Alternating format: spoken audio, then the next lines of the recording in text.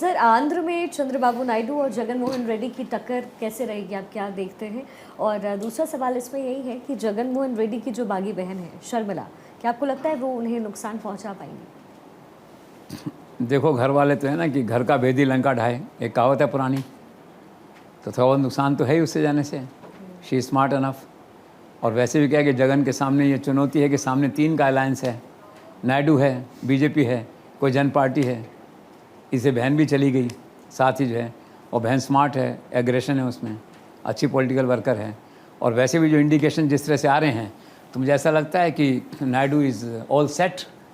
जैसे Narendra Modi is set to come back in Delhi, he is set to come back to Hyderabad, that way जो है। और लोग वैसे भी याद करते हैं उनके टाइम के जो काम थे, ITCT था और ये था।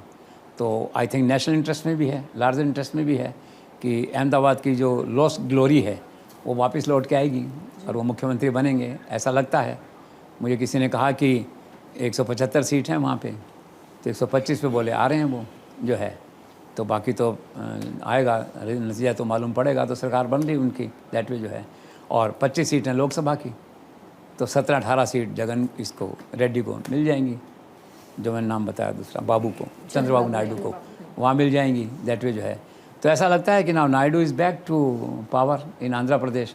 और इस सारी स्ट्रेटजी में जो वहाँ के जो एक पैरेलल पावर सेंटर या औरा हैं वहाँ के जो सबसे बड़े पत्रकार और वो हैं, मालिक हैं, रामोजी राव।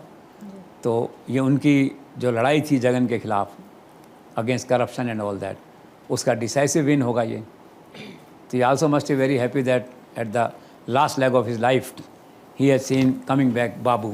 उसको प्यार से बाबू कहते हैं वो जो है ये। वो भी शपथ लेंगे तो पहले उनके पाँव छूने जाएंगे वहाँ पे उस दिन, दैट वे जो है। तो ये वहाँ की पॉलिटिक्स है कुल मिला के।